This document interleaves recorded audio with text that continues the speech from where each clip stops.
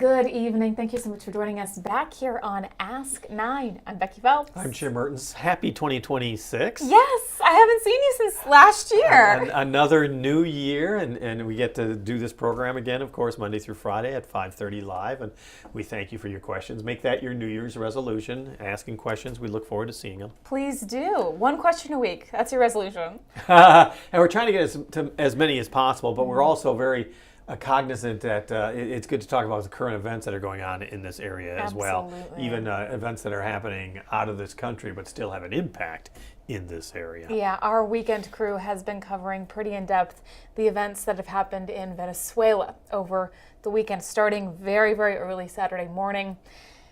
And so we've, in the result of us covering that, seen a lot of questions on social media, a lot of confusion maybe about what exactly happened, how were decisions made, what comes next? Well, and to be honest, today, Monday, there's been such a flurry of activity on Capitol Hill because lawmakers want those same questions answered. And I'll talk a little bit more about that a little bit later. But I mean, everyone is asking questions because there's a lot of unanswered issues going on. And I really do want to start with the basics because I had a family member ask me, where even is Venezuela? Sure. So we're gonna really start with the basics here. We are going to pull up a map for you of where Venezuela is. This is in South America. As you can see, it's kind of near the top of South America, and it's got a lot of space right on the Caribbean Sea and the Atlantic. So let's zoom in here. Shout out to worldatlas.com. This is a close-up of Venezuela.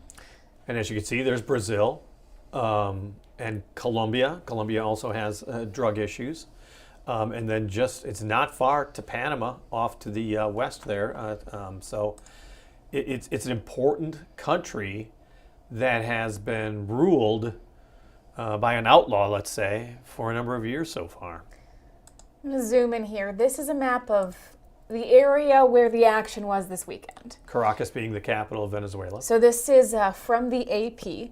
So early Saturday morning, the U.S. went into Venezuela and they captured the president, Nicolas Maduro, and his wife, and then took them completely out of the country, brought them back to the U.S. to face justice, is what President Donald Trump said. I think the next obvious question, justice for what? So, first appearance in court was today, actually, so it took a couple days. Federal court in New York City. So we do officially know he's been charged alongside his wife, his son, and 3 others on several counts. President Maduro is charged with narco-terrorism conspiracy, cocaine importation conspiracy, possession of machine guns and destructive devices, and several other charges along those same lines. So that's what we're looking at here. Those are the charges. Those are why the president made the decision to go in and take the president of Venezuela out. The administration saying that it was basically for the safety of the United States because of the drug trafficking that is going on in the Caribbean and the fact that so much of drugs that are in that area of northern South America, like we were saying, Colombia, which is more known for cocaine, and Venezuela, it's finding its way into the United States. And then on top of that is the country is being so badly run and there's terrorism throughout that the big migration up through Central America into Mexico and into the U.S. border oftentimes had a majority of Venezuelan citizens, Venezuelan nationals that were making their way up to the U.S. So the administration believed in 2 things, keeping the drugs out and getting the Venezuelans back into their home country to a more stable nation.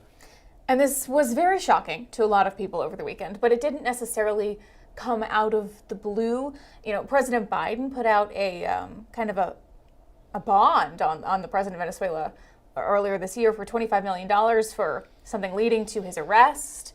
There have been calls for his arrest, and of course all of the boat bombings that we've seen. Exactly. I have to be honest. I kind of, when I first heard about it and then heard more details on how the special mission was carried out, and the fact that Maduro and his wife were, I believe, in their bedroom, and they were trying to get to a safe room, which we've all learned, which would have been I'm sure special forces would have found a way to get through it. But, Likely, yeah. But I'm sitting there thinking about, well,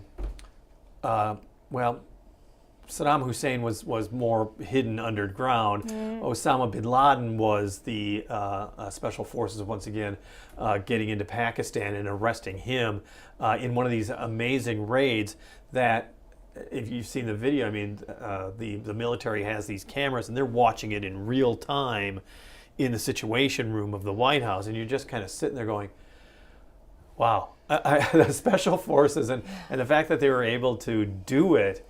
And you can argue the legality, but just the fact that they're so specially trained that if that was their mission, it was a mission that was accomplished flawlessly, it seems. Yeah, absolutely. So speaking of the legality of it, one of the biggest questions that we've seen a lot is, did this action, arresting the president of Venezuela, should that have required Congress's approval? Should that have gone through Congress?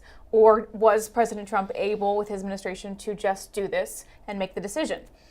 And there's a lot of mixed opinions on this, and it's coming from all over the place, both sides of the aisle. A lot of questions. What I thought was very interesting was back in November, the White House Chief of Staff, Susie Wiles, said on the record that land strikes in Venezuela would require the approval of Congress.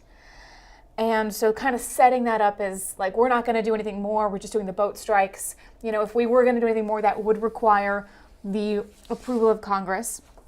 But the Trump administration has come out and said, you know, this is a law enforcement function, and it was just a couple hours. It's not an invasion. It's not a military exercise, something like that. So they're saying, you know, because it's a couple of hours, law enforcement, it's just this one operation that doesn't require Congress's approval. That's the Trump administration's defense of the situation. President Trump is also saying the U.S. will be running Venezuela. So no idea really right now what that will look like, or really what the U.S.'s involvement will be in Venezuela in the weeks and months going forward. So let's talk about Congress today, because it's more than just the War Powers Act. It's more than Congress taking a vote. There's a group that's called the Gang of Eight. It's 4 members of the Senate, 4 members of the House, the top leaders of the House and the Senate who can keep a secret. Yes. They are usually notified. In other words, somebody from the administration, and there's would be a secure area in the Capitol, they would be notified that this is occurring.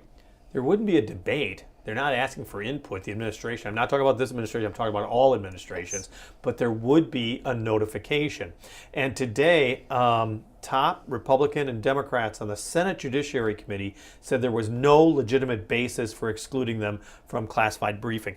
This includes U.S. Senator Chuck Grassley, Republican from Iowa, who late this afternoon said, and I quote now, "There is no legitimate basis for excluding the Senate Judiciary Committee from this briefing.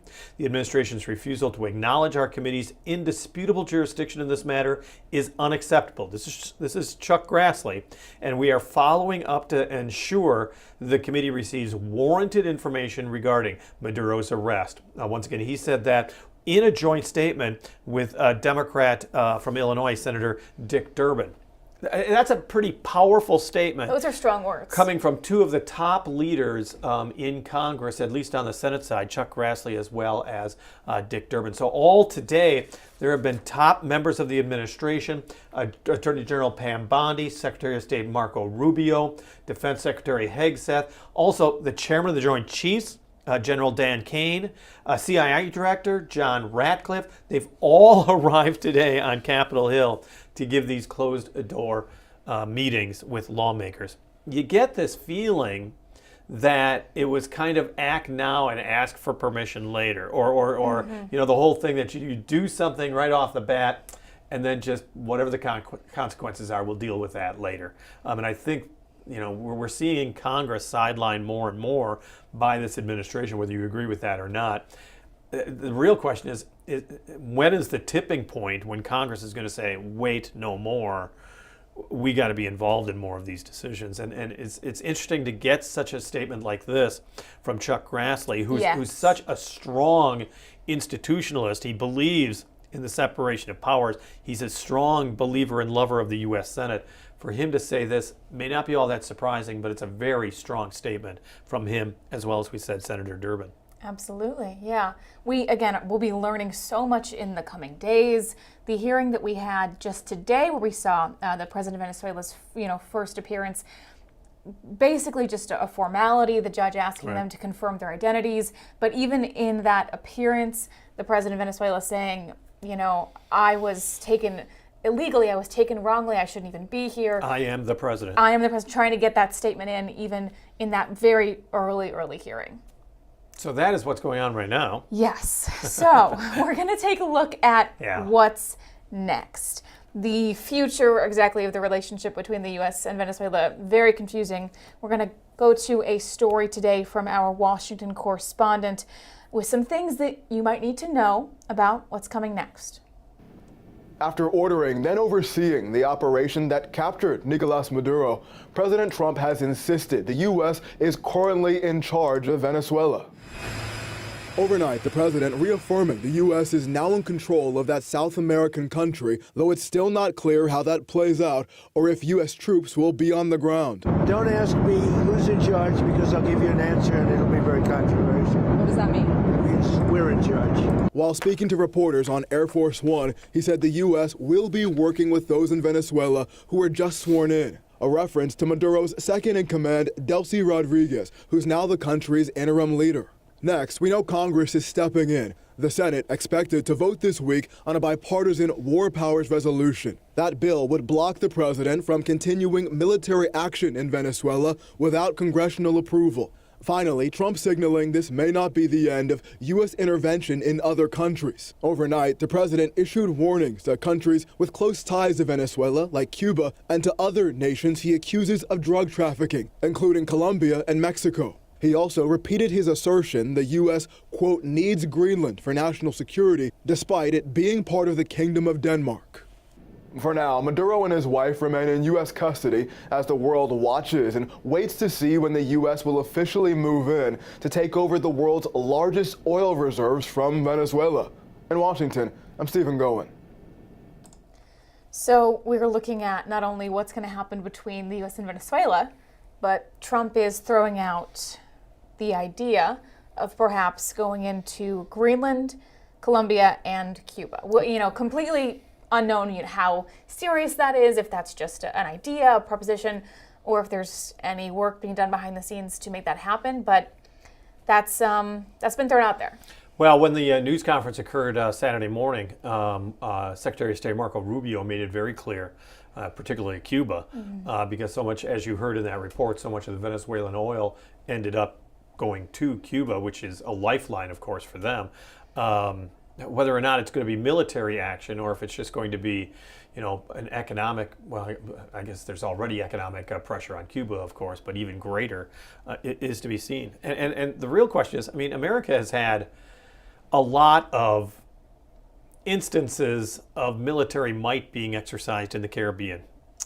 Whether it's Haiti or Grenada or Nicaragua or Panama and the canal. So if you want to call it imperialism or an extension of the Monroe Doctrine, America has had a lot of experience of dealing with governments it doesn't like in the Caribbean and South America. And sometimes it takes decades to find out if it was actually effective. The short-term goal and the long-term goal are two very different things right now. Yeah, hopefully, we've gotten you at least a little bit caught up today on what happened over the weekend.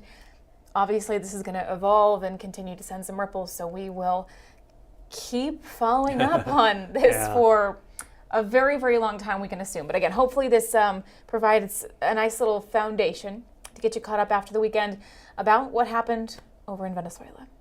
And once again, thank you for your questions. There's a number of topics that we're dealing with, and we're also working on some of the things that are going on with Cedar Rapids schools. So please watch our newscast tonight for the ongoing coverage of that, which is so critical for so many families in the Cedar Rapids area. And anytime you have questions to ask, please do. Have a great night.